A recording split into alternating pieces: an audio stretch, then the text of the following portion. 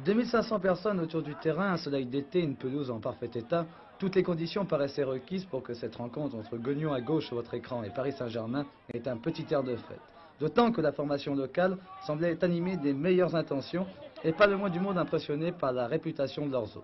Voilà pour le décor et les intentions, mais les fêtes furent tout autres. Premièrement, les visiteurs n'avaient visiblement pas encore récupéré de leurs efforts en Coupe de France et l'on ne vit, pour ainsi dire, jamais le véritable visage de la formation parisienne. Ensuite, à Guignon, on retrouva les mêmes défauts. Ceux qui leur ont fait perdre un nombre considérable de points cette saison. On construit bien, on se montre souvent dangereux, mais on pêche toujours par précipitation à l'approche des buts adverses. C'est ainsi que José Duche et Guénaud manquèrent en première mi-temps 5 occasions d'ouvrir le score. Les Parisiens, quant à eux, n'ayant mis qu'une seule fois Delachey à contribution par Mpelé. 0-0 donc à la mi-temps, José Duche, blessé, laissera sa place en deuxième période à Michel Berthommier. Une deuxième période à peu près semblable à la première, avec peut-être une domination plus nette des Parisiens. Mais la défense locale, bien regroupée autour de Jean-Claude Berthommier, se montrait intraitable. Pourtant, tout changea lorsqu'à la 60e minute, André remplaça Marella et apporta par sa vivacité et son mordant l'efficacité qui faisait défaut à l'attaque parisienne. Mpelé une première fois, puis André à la 63e minute, sur une belle tête qui s'écrasa sur la barre transversale, faillirent bien prendre les faux de Delachey. Et à la 76e minute, l'ailier parisien de la tête contraint un dégagement du point de Delachey et logea le cuir au fond des filets. Nouvelle défaite donc de Guignon, une défaite qui semblait très sévère à l'entraîneur local Émile Daniel.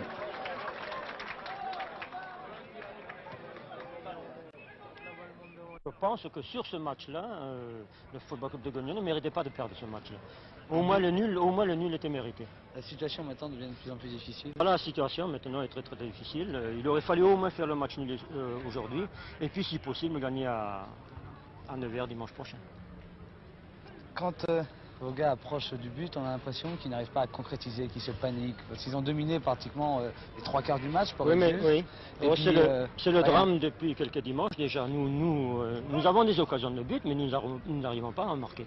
Et alors, ça vient peut-être qu'on est un peu émoussé peut-être devant et malgré le changement d'équipe, on n'arrive pas à concrétiser des occasions de but. Encore aujourd'hui, disons en première mi-temps, on aurait pu, même en deuxième mi-temps, au moins marquer un but et puis on n'arrive pas. Alors bien sûr, il y a un contre, il y a une contre-attaque et puis l'adversaire marque un but et puis on perd comme ça.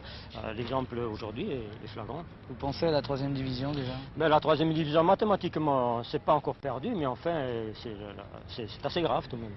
Ben, un match très difficile. Je savais d'ailleurs que ce serait un match très difficile parce que Guignon a battu Toulouse il y a 3 semaines. Ils ont besoin de points. Je savais que ce serait très dur, d'autant plus qu'on avait ce match de Metz dans les jambes avec la pelouse du parc qui est très difficile. Je savais qu'on allait souffrir. Qu'est-ce que vous pensez de cette équipe de Guignon?